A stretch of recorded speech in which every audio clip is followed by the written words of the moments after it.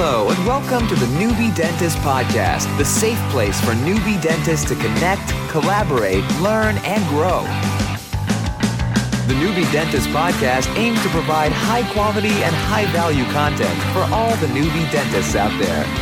With your host, Dr. Omid Azami.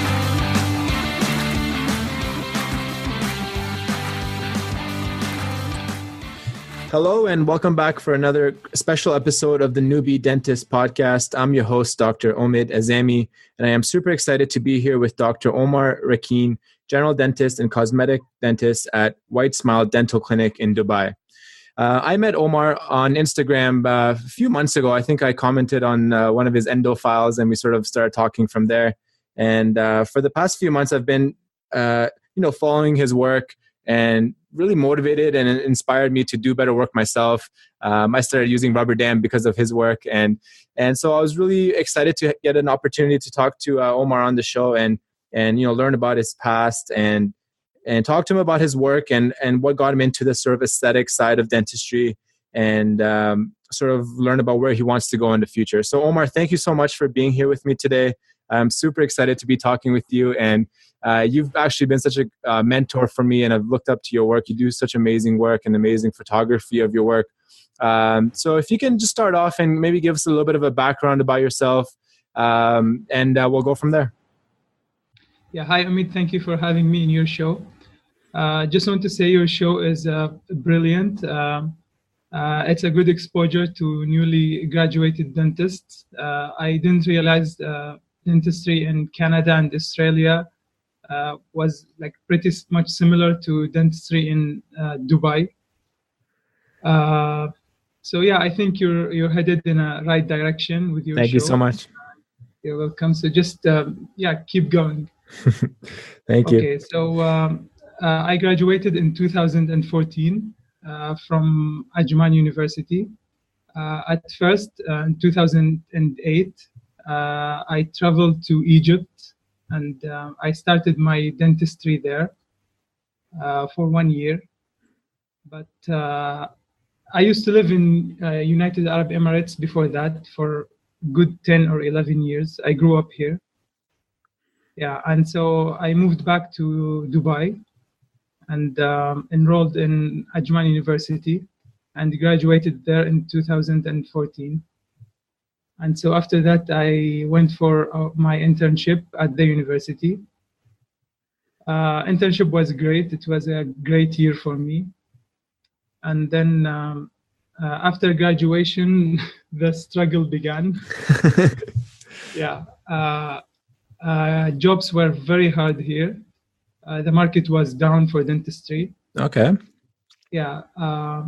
But then I could find my job, and I just started.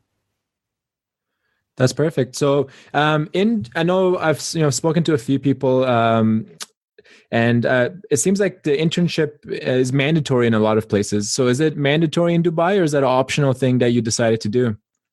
No, it's a must thing here in Dubai. Yeah. And at my year of graduation, it was required to have 3 years of experience before practicing. Oh, wow. Okay. Yeah. So that after you graduate, you go for internship, and then 2 years after that before you could get your registration. Okay. So where do you work in those 2 years? Is it in the hospital or? In a hospital or at the university campus. Okay. Interesting. Yeah.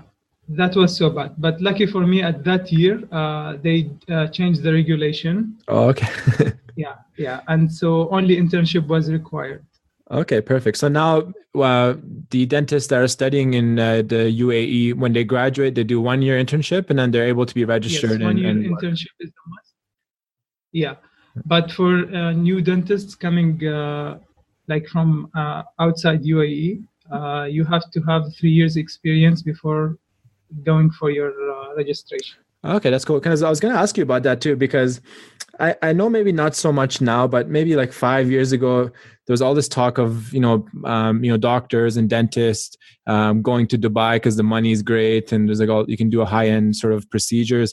Is that still the case, or do you think it's changed a lot in the last 5-10 years? It varies. here in Dubai, you can get like very high class clinics, like, APA, Liberty, stuff like Yeah, that. for I'm sure. sure you heard of that. Yeah. And then you get very low class clinics as well. Mm-hmm. Yeah. So it varies like greatly. And some people work on percentage commission based, some people get paid. Like So salary. yeah, like a fixed salary and both. So it depends. But the market is not as good as it looks. Okay, interesting. That's good to know. Because my wife is Lebanese, so I mean, it's not a concrete plan that we made, but we always like flirted with the idea of maybe just for a few years, like coming to Dubai and living there and maybe working there. So you're saying if I want to come there and work, I need to have at least 3 years of work experience. Is that right? Yes, you have to have that. Okay, and then is there exams I have to write, or it's pretty straightforward to get registered? Yeah, no. You have to go for an exam. The exam is pretty easy. It's just multiple choices, 100 of them. Yeah. And then you're done. Okay, that's not bad. So that's something maybe we'll look into. So I wanted to get a better idea of the work environment. So is it pretty common for most grads there to be an associate at an existing office for a while, or is it relatively common to sort of set up your own practice and work from there?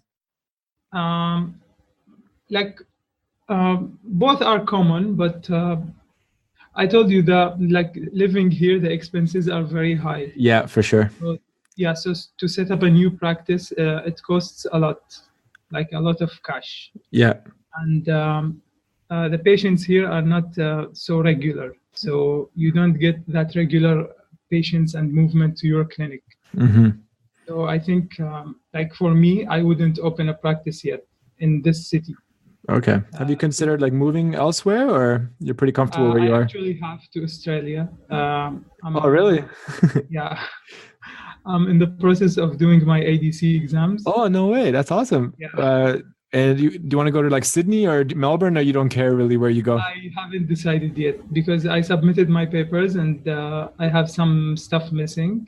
Yeah. So yeah, it's just a matter of paperwork. And then when I get the approval, I'll go for the exam first and then see what happens from there. That's perfect. I hope it works. I mean, Australia is, I think you could do really good work there. I mean, I've seen your work and you do great work. So if you can get yourself into one of the bigger cities and work sort of like within the city in a more like upscale type practice, I think you could be pretty successful there. So I hope it works out for you.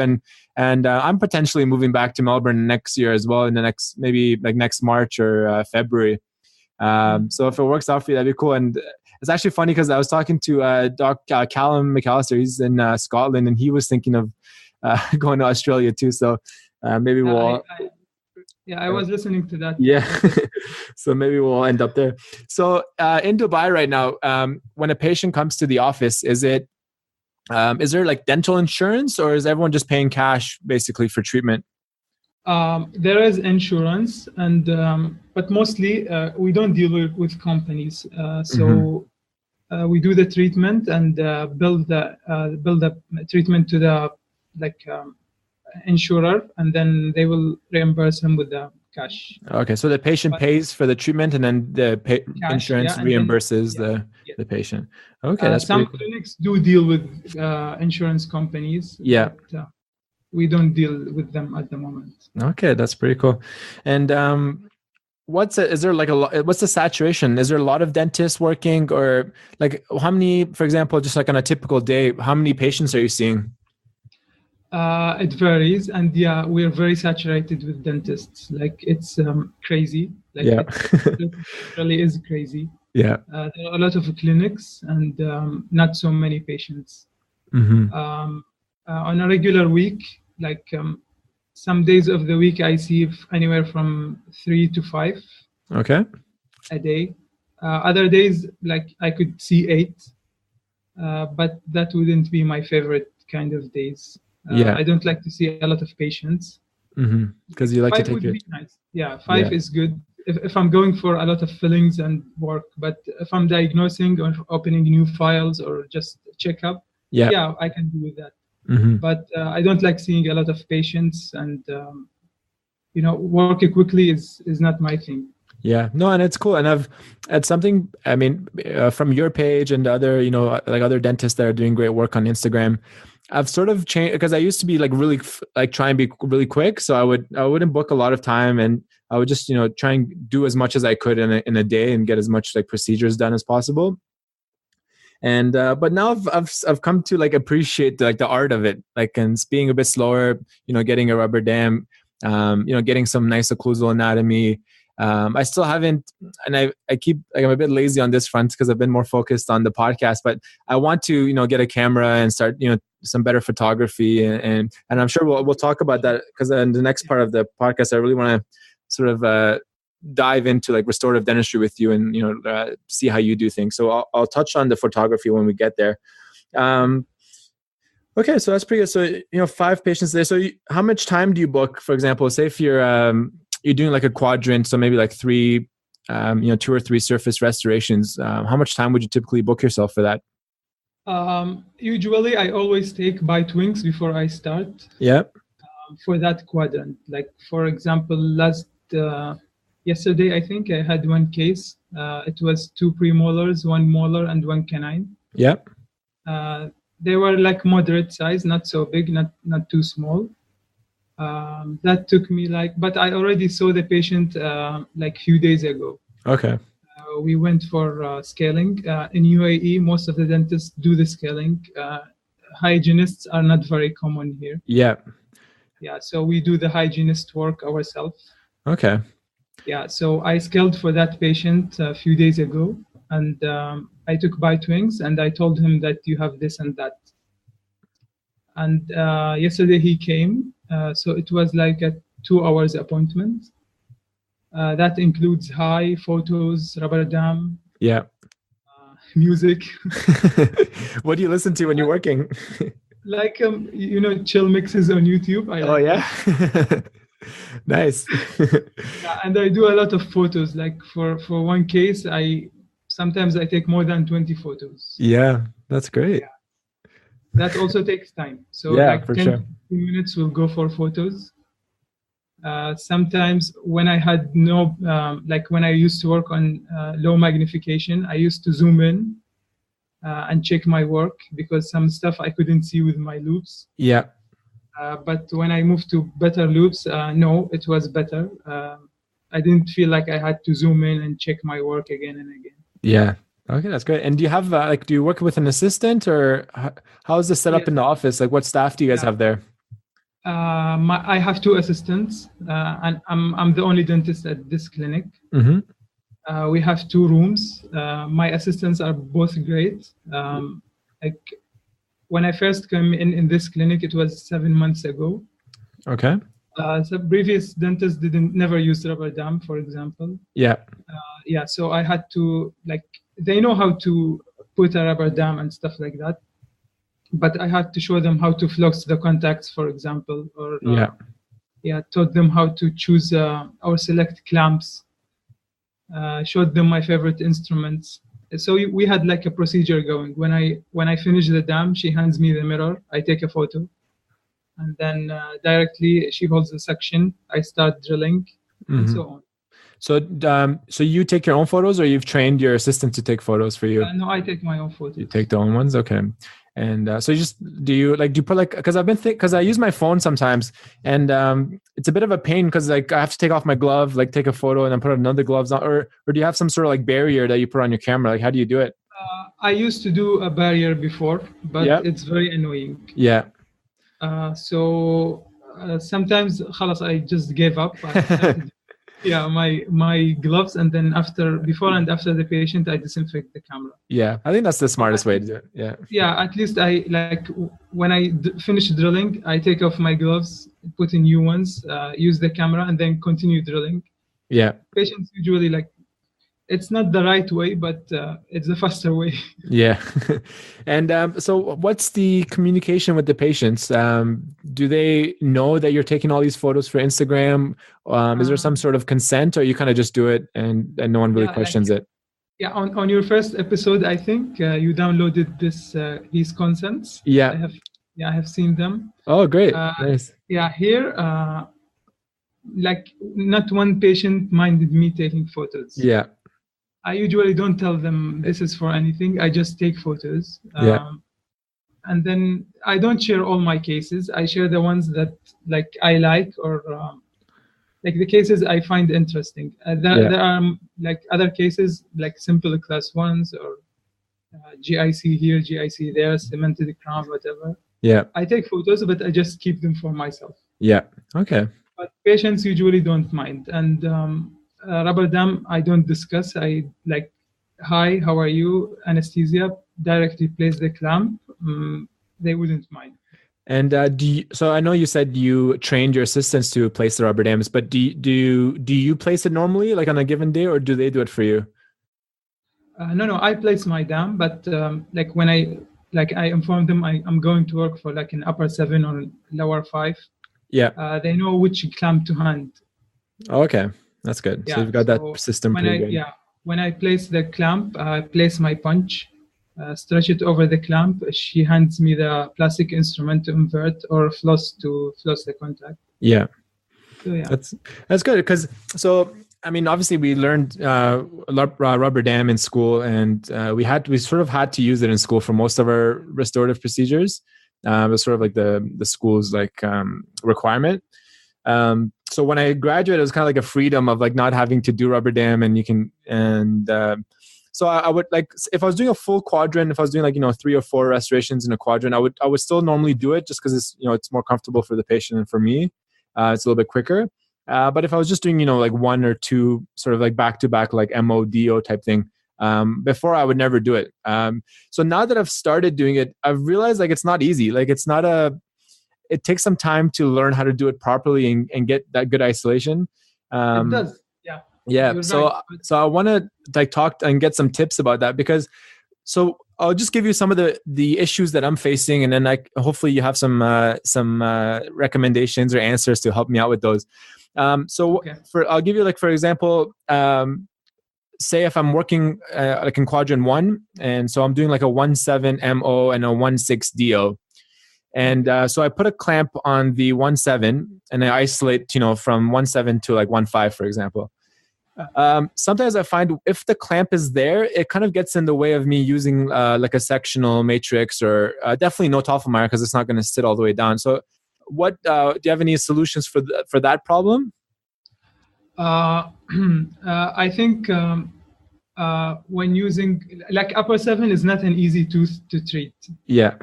In most of the patients, some of them are easy, some of them are hard.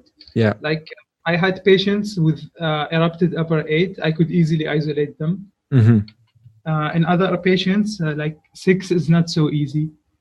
So the patient factor is also a big variable. Some upper 7s are very small. Like last week I had an upper 7. I couldn't put any clamp over that. So I just used a B4. Do you know the B4, the very small one for anterior teeth? No, what is that? It's a very tiny clamp. B4. Okay, B4 clamp. Yeah. I'll write that down. So I used that on a molar and it worked fine. Okay. If you couldn't place your sectional, you should use a smaller clamp. On the or place it a little bit backwards so that it doesn't interfere with the it gets in the way. Because I normally for molars I use I think it's like 12A and like 13A, right? It's like the winged clamps. I use winged clamps, but I stopped using them for a while now. Why is that? Yeah, wingless are like very small and delicate. You can easily stretch the dam over and use like sectional bands. Mm-hmm. And so what's the sequence? Like, do you place the clamp on the tooth and then pull the dam over it, or do you put the dam and the clamp at the same time with the frame, or how do you sequence that? I used to do winged clamps at first. Yeah. So I would put the dam over the clamp and take it at like one time to the mouth. Mm-hmm. Yeah. But then I found like wingless clamps are much easier to place. Okay. So I would just place the clamp and then stretch the dam over, and then start flossing the most mesial tooth. Like if you're working on a 7, you floss the number 5 first. Yeah. Okay. And then go to 5, 6, 7, floss them there. But and also I use glycerine before placing the dam over on tight contacts, like coat the dam with glycerine gel. Oh, really? Yeah, Okay, I that haven't would heard make that it before. very easy to slip between the contacts. So you put it like on the undersurface, like the surface Yeah. facing the mouth. Yeah, rubber dam facing the tooth. The tooth, yeah. Yeah. Okay, that's a pretty cool tip. I'll try that out, glycerin. Because I know, so in school, like in first year, second year, you were working on the mannequins, like the typodonts. So the trick that we had was we would put soap on the teeth. You can also use that, or Yeah. shaving cream. They all work. Yeah. So Yeah. that's what the trick that we used in school. But obviously, glycerin has no taste. Yeah. So, and it's water soluble, so Mhm. you can easily rinse that off, and it doesn't taste bad. Okay, that's good. So that was the first problem. The second main problem I have is, I think I haven't mastered, how much space to put between the holes on the dam.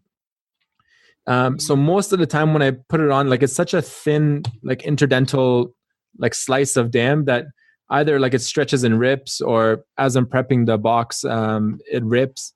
So how much space are you putting? What's the distance between the holes that you're putting on the dam? I used to face that a lot. Yeah. Like, most of my cases used to tear between the contacts. Yeah. I used to use that like ready-made, what do you call it? The one that you punch holes over. It's like a template. Yeah, it's like a template. Yeah, Mhm. I used to use that. Yeah. But then I realized, like most of the cases, they still tear and be very thin, and the papilla would show through the contact. Yeah. Through the rubber dam. Yeah. So I also asked my friend, his name I think was Mustafa. I asked him like a long time ago, 2 years ago. Yeah. So he said just put more space between the punches. So Okay. I started like adding more space. It turned out better. Now I'm good at eyeballing them. Yeah. So I just look at the teeth, floss the contact before I start to like get an idea how tight is it, Mm-hmm. and then place like punches. If you place it like if you place more distance, it doesn't harm so much. You can easily depress the dam. Yeah. There's one trick. You can place the sheet over the frame. Yeah. And then carry it to the mouth, and then stretch it over the teeth and mark the cusp tips with a pen. Yeah, I've seen that. I think it's and I asked you about if you know his page. Is Agria? I think he's like in Malaysia or Singapore. He does that technique. Indonesia. Yeah. Yeah. Indonesia. So roughly though, is it probably like 1.5 mils or 2 mils, or just 1 millimeter is enough usually? No, more than that. 2 to 3 maybe. Oh wow, 2 to 3 millimeters. Yeah. Okay. And then you have to still invert the dam over. So when you push it gingivally, you will need more space for that. Yeah. So you just use like a plastic, flat plastic to do that? Yeah. Okay, great. I bought these LMRT instruments from, you know them, from Style Italiano Kit. Oh, okay. No, I think I have seen it. Yeah. Yeah, it's pretty good. Like their plastic instrument is so helpful. It's so thin. Oh, I need some better instruments. Yeah. Yeah, it bends like it gets whatever you want done. Really? That's because I just use whatever our office has, and it's never like it's just like a very standard kit, right? So, I just like I'm all I literally all I use is like a ball burnisher to like sort of pack the composite, and then I'll use a flat plastic to kind of just give it a little bit of a shape. But yeah, like I see all these fancy like instruments and stuff on like Instagram and like on. They actually work. I know. Yeah. Work, so are you buying these for yourself, or does the office buy it for you, or what's the setup for that kind of thing? My office is equipped with everything. Yeah. They have the rubber dam, they have instruments, composite, everything. But like stuff like that, I buy myself. Yeah, like specialty stuff. They have a lot of plastic instruments, but I don't like them. They're very thick, very bulky. Yeah.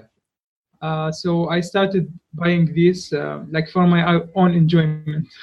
Yeah, that's so cool. So tell me, like, what's your so say a couple of years ago when you finished your internship, Did you know this is the type of dentistry you want to do, or this is something that kind of evolved as you've been working now? No, absolutely not. No. When I started, like the first job I had, I was also alone at the clinic, but Yeah. I was like fresh. Yeah. Yeah, that's what I've had to face. Yeah. Yeah. We didn't do a lot of crown preps at undergrad. I did a lot of endos back then. Yeah. A lot of extractions, but not so much fixed process stuff. So when I started, I never used rubber dam after graduation. Yeah. After my internship, it was just basic dentistry. Yeah. But then I started volunteering at the university, like to go help students. Okay, like teaching. Yeah. And then I met my mentor. His name is Dr. Abdurrahman. He's a restorative dentist. Mm-hmm. So I start asking him about stuff I face at the work, like composites, stuff like that, adhesive, cementation, stuff like that. Yeah. So he would always ask, "Did you place rubber dam?" Yeah, I'm like, no. He's like, yeah, this is your first like defect. Yeah. So anything that follows is not my issue; it's yours. So go back to like basics. Yeah. So he actually pushed me to do that, and then once I started, I couldn't stop. So you enjoyed it and kept going with it, right? Yeah, it's like I used to face problems like retraction, for example, when I used to work on tower 6 and 7. Some patients had like huge tongues. Oh man, I know. These like stuff like that you don't hear. People don't mention that. Yeah. It's like it's trouble. Like you can't place your filling. It's important. It's so very hard. stressful. Yeah. To deal with that. Yeah. No one mentions that. You see fillings all around, but nobody mentions that, like the struggle you face. Yeah, for sure. Yeah, you could easily avoid that with like placing your clamp and rubber dam. Yeah, and I've had so many bad, not so many, but I've had a few like really bad situations. I remember it was probably like a couple months ago now. I was restoring like a 3-7. And the patient had was missing 3-6 and 3-5. So there's a big gap there. Like the tongue every time she would swallow, it was like such a challenge to try and like retract. So I finished the restoration, like no rubber dam, obviously. And I'm polishing. So I have like that really like sharp, long tapered, like diamond burr. And I'm like polishing the margins. And the patient swallows, and the assistant, like the mirror slips from the assistant retracting the tongue, and I like sliced the tongue like a lot, like it was deep, like maybe 3-4, and just it starts like oozing, like gushing blood, and I'm like, oh my god, like what did I do? I'm gonna like, so like it's like the mouth is like filling up with blood at this point, so I'm like panicking a little bit. I'm by myself, so I just like pack some gauze and like I wait a few minutes, and it kind of stops, but it's still bleeding. But I got it to the point where I can actually like see the wound because the bleeding sort of started to clot a little bit. So I tell the patient I have to like suture this. So I'm like trying to grab her tongue with like gauze as I'm like putting some stitches in, and oh man, it's just like such a. So from then on, I told myself, you know what, like if any lower restorations when the tongue is big and going to be in the way, like for sure rubber dam from now on. Yeah, I had one patient. Few months ago he came, he had a lower 7 for a class 2. It was mesial, and then I placed the clamp. He started complaining. That was like the first patient who complained. I couldn't understand why, so I took the clamp off. I don't know why, and then he simply doesn't want me to place the clamp. So I told him, sorry, I can't do that for you. And then he's like, okay, fine, let's try. So I place the clamp back again, and then rub sheet, and then he starts complaining again. And then I took it off again, and I told him I can't do it without this. And then he finally let me work, but he was horrible. So, yeah, sometimes you just get those difficult patients, and it makes everything such a pain. But that's good. So you had a good mentor, and he sort of led you on this path of, sort of higher quality restorative dentistry. So at what point did you come up with the whole idea of like the Instagram page and getting a better camera and like documenting your work? Like, when did that all start for you? I had my camera way before dentistry. Oh, okay. Nice. Yeah, so 5-6 years before graduating, when I was like a second year or first year dental student. So I was good with the camera, and I still use that same camera, by the way. Okay. Yeah. You mentioned that. So you just got a new lens for it, right? Yeah, just a new lens and a ring flash. Yeah, from Amazon? From eBay. Oh, eBay, yeah. And I had that shipped to Dubai. It's not easy to ship stuff overseas. Yeah. And so I started immediately. Like I had no time to do anything, so it was all dentistry. So I used to see the big guys. I wasn't so good with Instagram. Like I had a page, but it had like 1 or 2 photos at that time. And so with Instagram and Facebook, you get like a big exposure to cases. For sure. Dentists from around the world. Like you see some crazy stuff. Like I would dream to do that. And then, like occlusal anatomy wasn't a thing for me. I wouldn't care. I would just pack composite and then burnish it.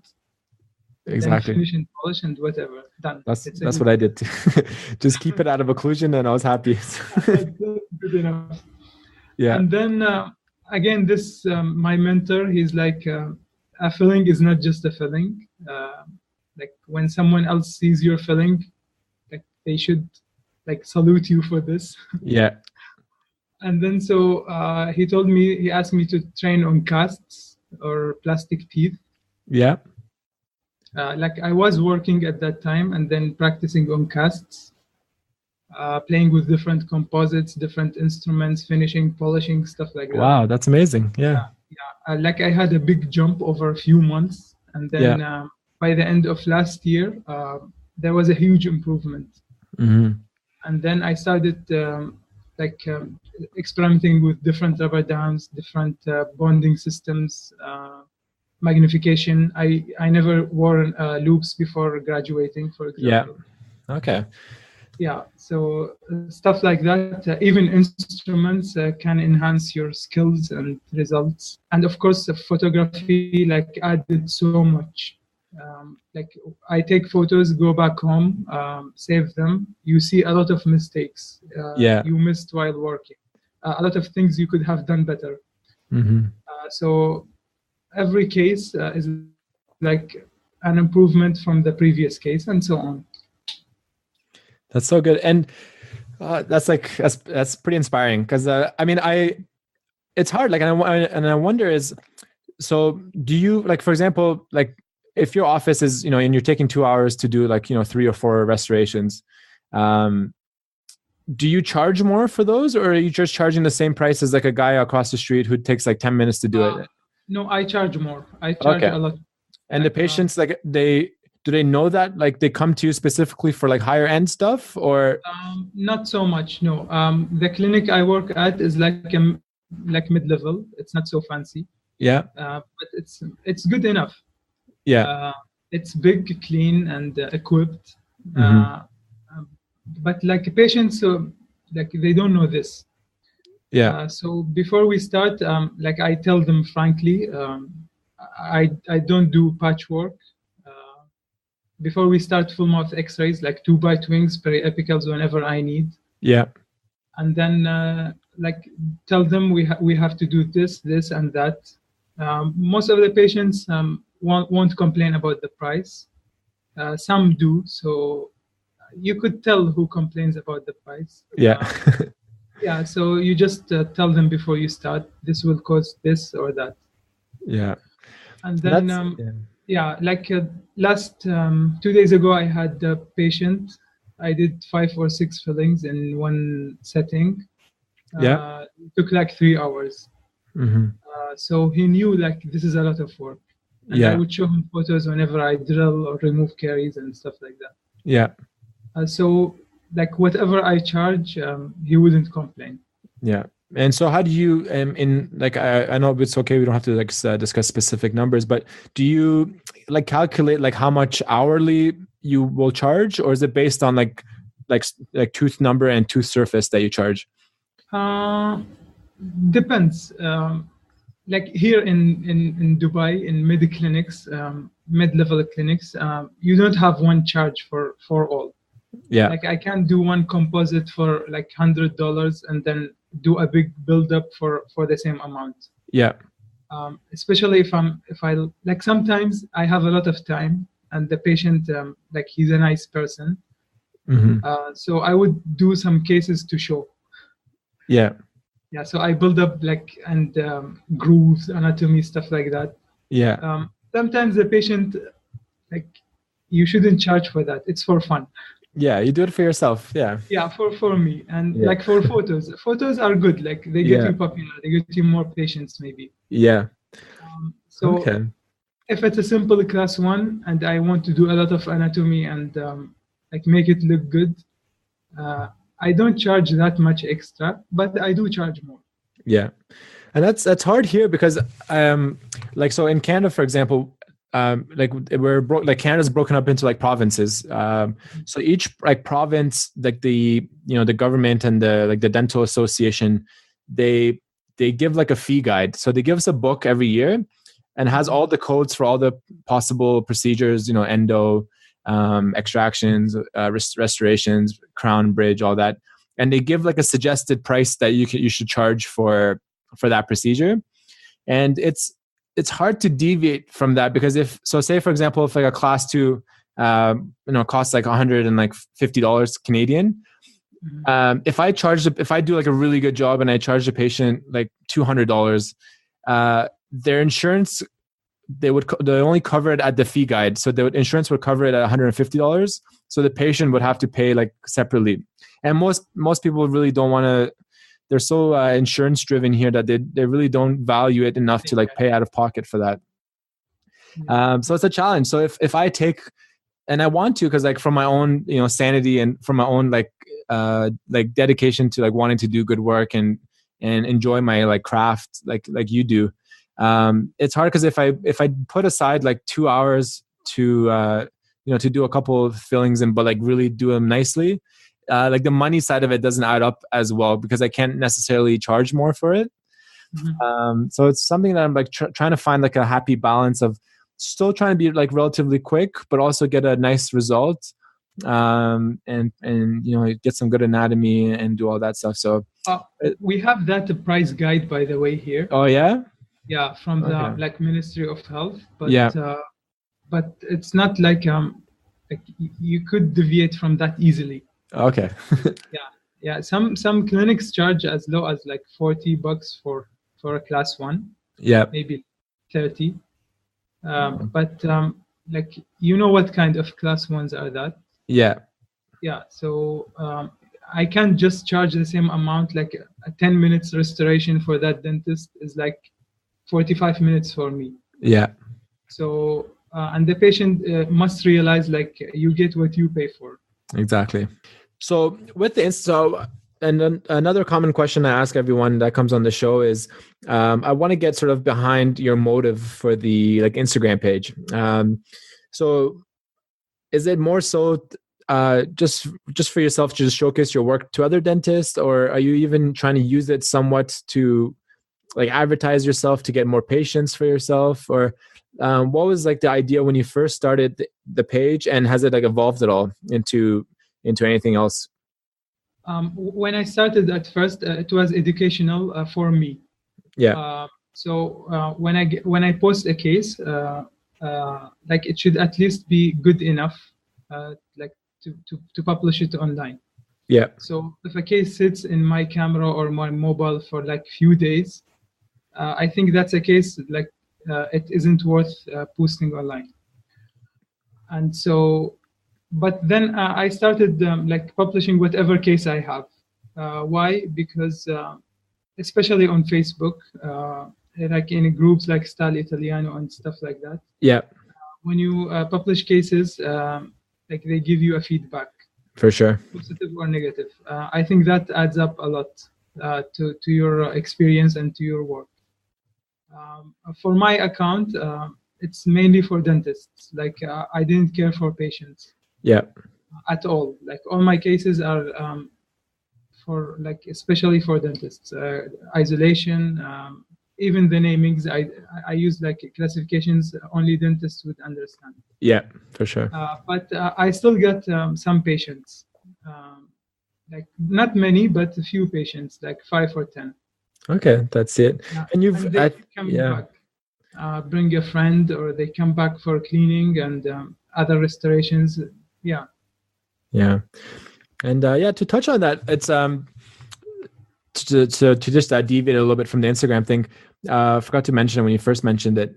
It's funny with the whole hygiene situation because in Australia as well, it's not normal for like there to be hygienists. So the dentists do a lot of their own hygiene and scaling and polishing and all that. Whereas here, like in North America, it's like a whole different like business model, like the whole hygiene side of things. In many practices, like the hygienist like almost carries like half the production of the practice because they get that repeats, like patients coming back every like 3 to 6 months, and they're the ones that build the rapport. Like the dentist is almost like secondary to like the hygienist and the so it's so interesting that like different parts of the world have different models and how that works. But yeah, like I personally though, because like say like I'm not busy all the time, I don't see why I shouldn't just do the cleaning. Because I might as well do it versus like somebody else doing it if I'm not busy. But yeah, it's not a very common thing here. It's kind of like frowned upon. Like if a dentist does the hygiene, it's kind of like people like look at you funny. Like, why is this guy like doing hygiene? Actually, I get most of my work from doing hygiene stuff. Yeah. When a patient walks in for scaling, I always go for bite wings. Yeah. Like no excuses. 2 bite wings for both sides. Yeah. And then we'll talk from there. I'll do bite wings, check them, and then go ahead and scale. If the patient needs scaling, restorations, I'll sit and discuss, and then reschedule. Unless I have time and the patient is free, then I'll go ahead and restore these teeth. Yeah. No, it gives you more time with the patient. You can have that time to build rapport. And you have more time to like think about your treatment plan as you're cleaning. Like you focus more on each tooth, like for a given time as you're cleaning it. So I think it's a good idea, and it's something. Maybe if I go back to Australia, like it'll be something to. I'm actually kind of excited to like do it that way, maybe, and do the cleaning, and then like you said, like treatment plan and bite wings and everything from there. Perfect. So the last thing I sort of wanted to finish off with you is. And I love just like, I'm talking about the clinical stuff with you because it's really educational for me and hopefully for the listeners too.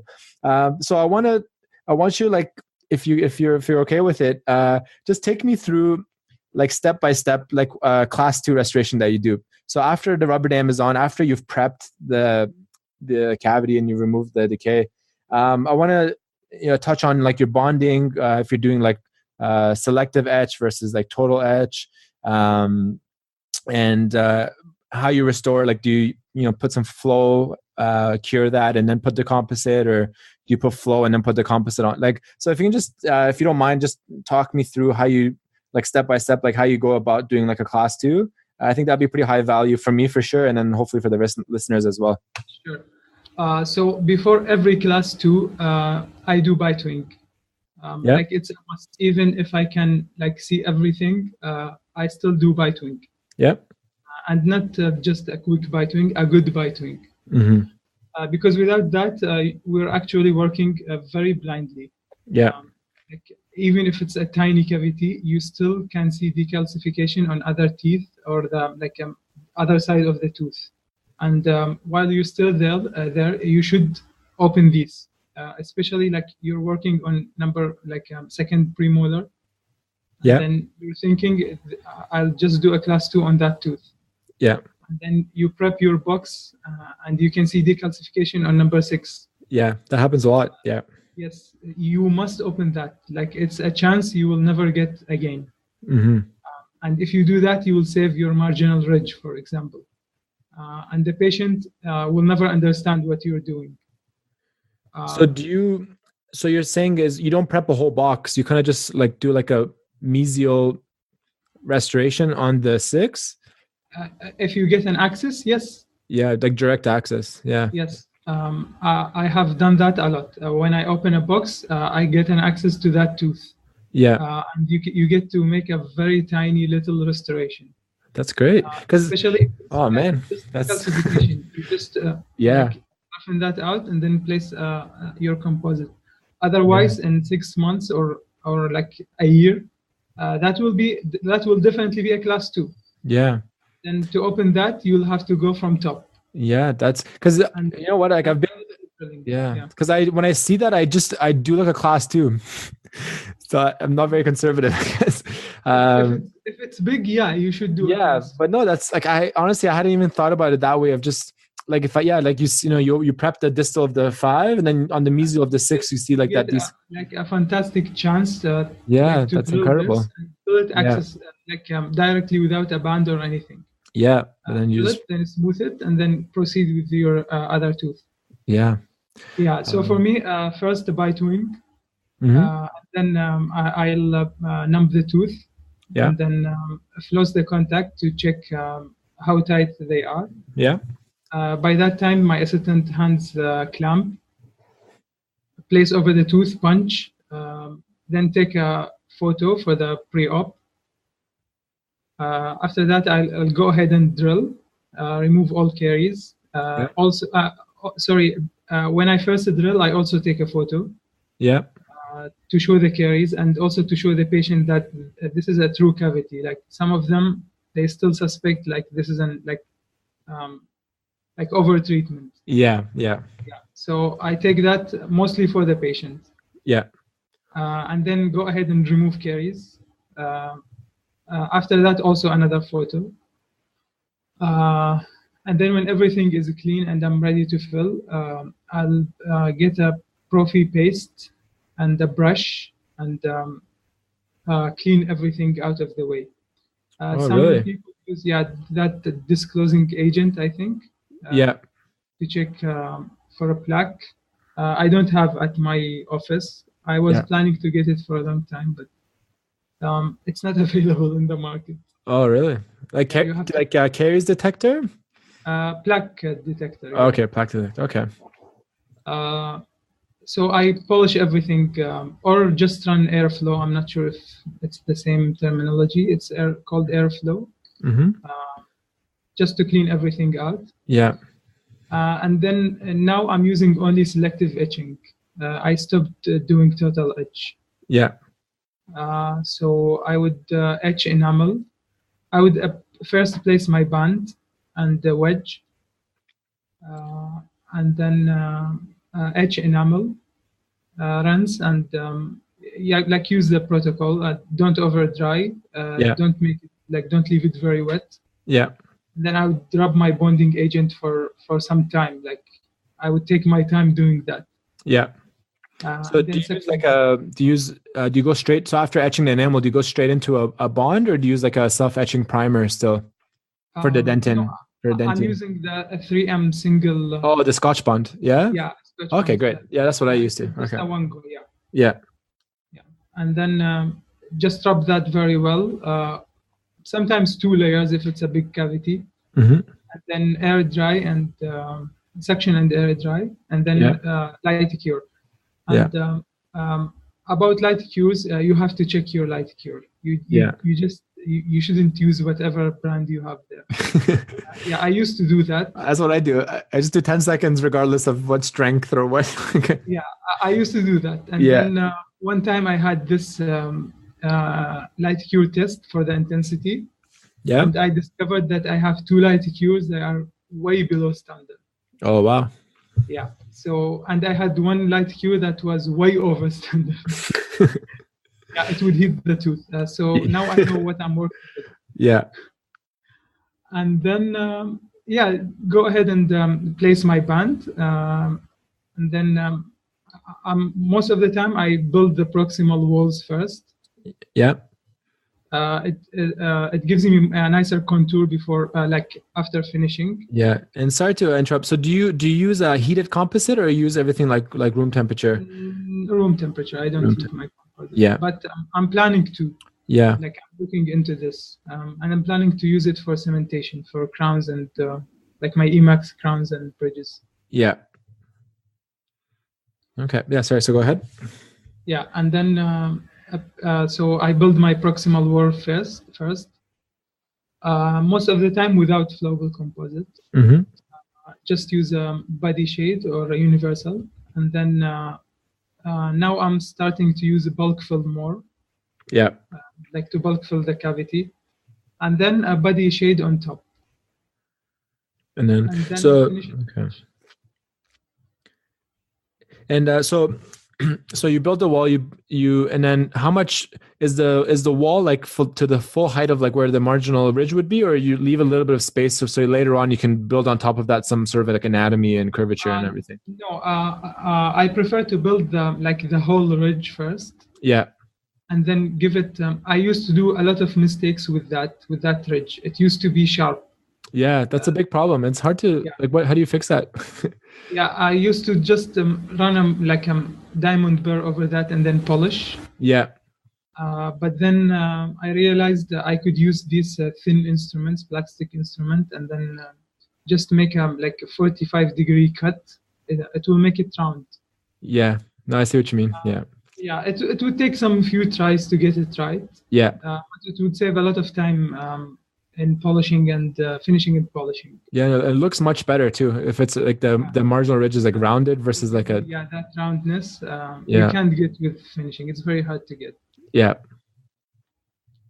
And then I'll spend some. I use layers, a very small amount every layer, so I don't overfill. Mm-hmm. So if I finish my cavity, most of the time it's underfilled. Yeah. Rather than overfilled. I think I have more control on the anatomy if I don't overfill. Yeah. And I end up with very little high points, if any. That's really good.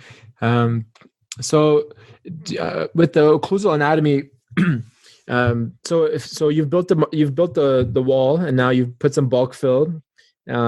So you leave like a couple millimeters short of like the occlusal height, and then you put the body shade on top, right? And then you mold that. Yeah. Yeah. Okay. And then have you got into the whole thing of like, I see on Instagram a lot and like on Facebook, like they're using like dyes and stuff to like dye the grooves and stuff. Yes, I have placed an order on that. Yeah. I have ordered the brown and I think orange. Okay. So you just put a few drops in. I have never used it before. Yeah. Honestly. That'd be interesting to try. Just, yeah. Practice with that and see how it goes. But it will definitely look better. Yeah. That's pretty cool. So then so do you use, and it's interesting too, because in Australia, like we were trained with diamond burrs. So even for cavity preps and everything, we just use diamonds for everything. Whereas here in Canada, like most offices, I mean, all the offices I work at least, we use carbide burrs for cavity preps and everything. So what are you using and what do you prefer to use? I use diamond burrs for everything. And for caries removal, I use like round carbide burrs. Like a slow speed one. Yeah, low speed, always a carbide. Yeah. And, big ones. And then clean all my walls. And, leave the pulpal floor alone until I get very clean walls. Mm-hmm. And then slowly remove over the pulpal floor if it's deep. Yeah. Otherwise, I wouldn't worry. Like just remove everything. But I have it I make it a habit to clean the walls first, and then go from there down to the areas close to the pulp. Yeah. Okay. And do you ever leave like a bit of caries dentine behind if it's close to the pulp? I have done it a lot of times. Yeah. And how does that look on the x-ray? Because so now that I've been working probably like 8 months, 9 months now, I'm starting to see some of my x-rays coming back for like checkups and another set of bite wing. So I'm seeing some like good stuff and some bad stuff. And one of the problems with sometimes when I first started, I used to put a little bit of flow just to line the whole cavity and then cure that. and a lot of them, the flowable composites are a bit radiolucent. So when you take the bite wing, it looks like, like recurring caries under there and stuff. So I've sort of stopped doing that a little bit now, but even with the same thing of leaving some caries behind, it doesn't look great on the x-ray. So that's like the one. You're right. But it's not the thing you see. Also, I also make it a habit to take an x-ray after finishing with my composite. Oh, so do you do that every time? I was going to ask about that too. Yes, I do that every time. Yeah. And if I forget or I get a very busy day, I call the patient for a recall and keep a bite wing for myself. Yeah. Because a few months or a year down the road, you will forget what you did for that tooth. Yeah. You'll forget what instruments did you use. So you will know that X-ray is not it's feedback. It's good feedback. Yeah. Awesome. And so for the flowable composites, you have to, it's a trial and error. Most of them, they market it as radio opaque, but most of them aren't. Yeah. So you have to try a few brands and then decide what works best for you. As for leaving caries, it will look like there are still caries. Yeah. and that's the case, and that's okay. Yeah. But it works. I have saved 4 teeth the last 2 months. I'm pretty sure another dentist who's not updated or he doesn't care, he would have these for root canal. Yeah. So when I suspect something is deep, always vitality test before I start. Yeah. And then history, and then drill and see what I'm left with.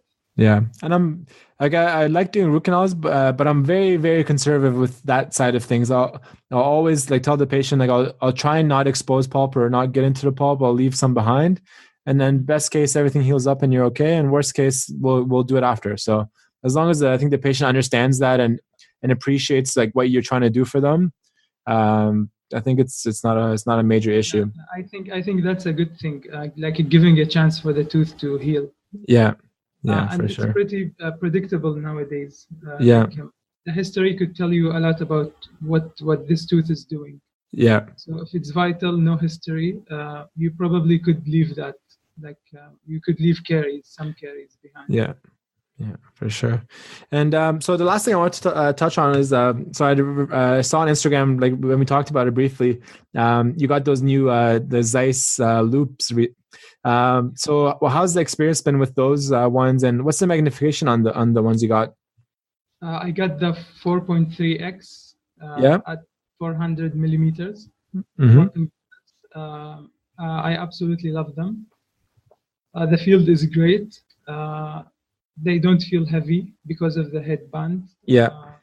They are very comfortable to work with, especially with rubber dam, because when you have to floss a contact or place a band, you could just flip them upwards. Yeah. And I could still take photos with my viewfinder while they are on. Okay, that's good. That's a good thing. I use my viewfinder rather than my monitor, so I could just I feel comfortable with that. Okay, great. And you got some lights for that or not yet? Not yet, no. Okay. I think they're a must. Yeah.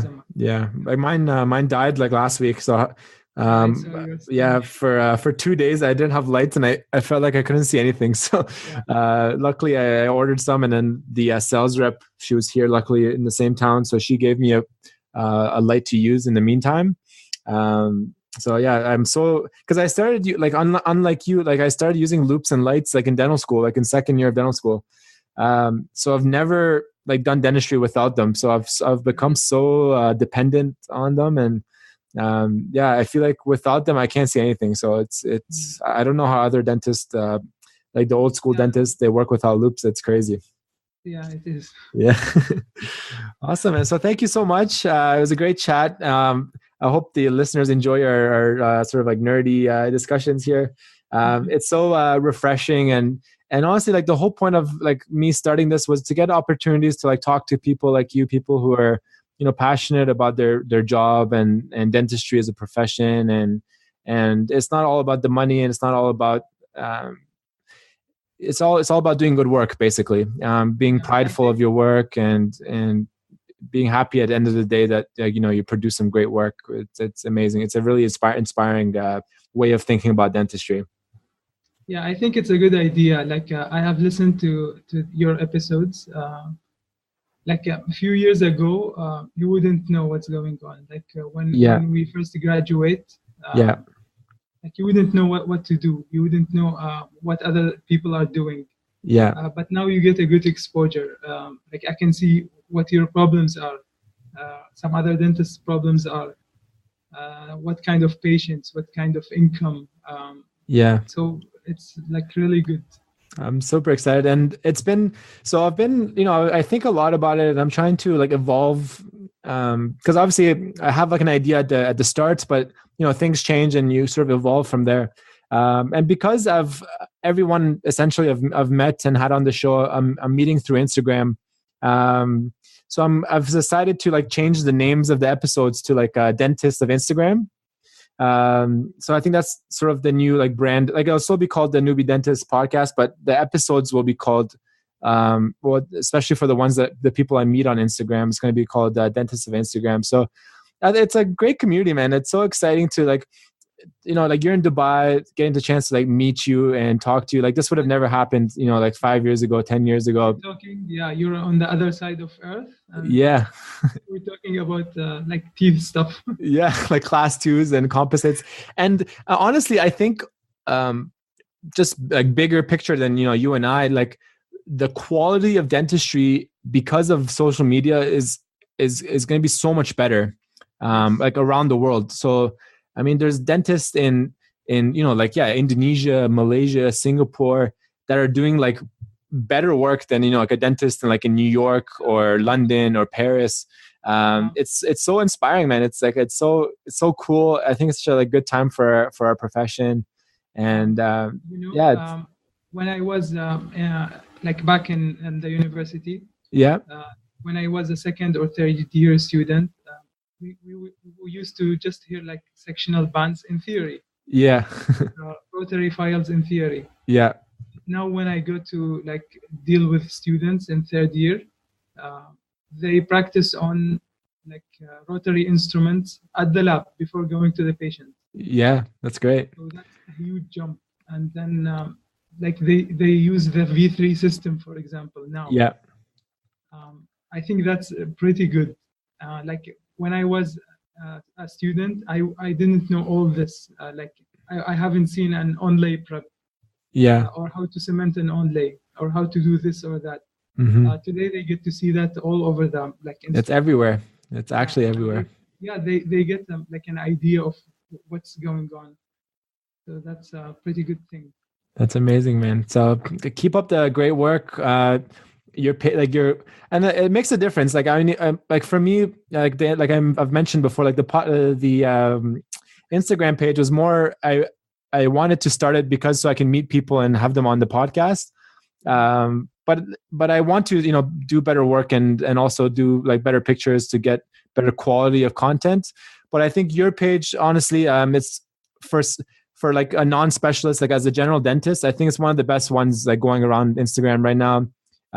So I really like, you do amazing work, amazing documentation of your work, and it shows like I swear like your followers have increased a lot, like pretty quickly over the past few months.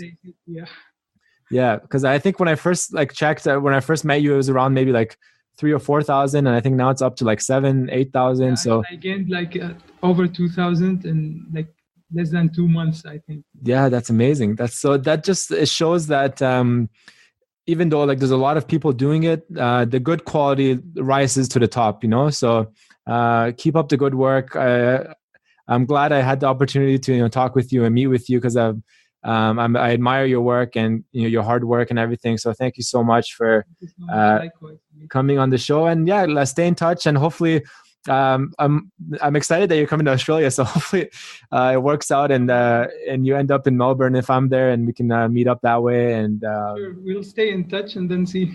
Yeah, for sure. Awesome. Thank you so much. I know it's late there. You're coming from work and came straight on the podcast. So I really appreciate it. And yeah, I'm heading off to Melbourne today, actually. I'm going in a few hours. I'm flying out. So I'm going to be editing. How long of a flight is it? So from here, it's so I go through the US. So I go from here to LA. It's about 5 or 6 hours. Mm-hmm. And then from Los Angeles to Melbourne, it's like 15 hours. So it's a bit of a time, but it's cool. I got to edit all these podcasts and I have some other work to do. So I'll catch up on that.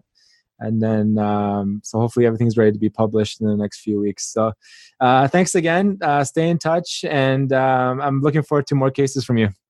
Sure. Thank you so much. Have a nice flight. Thank you very much. Take care, Omar. Bye. Bye-bye.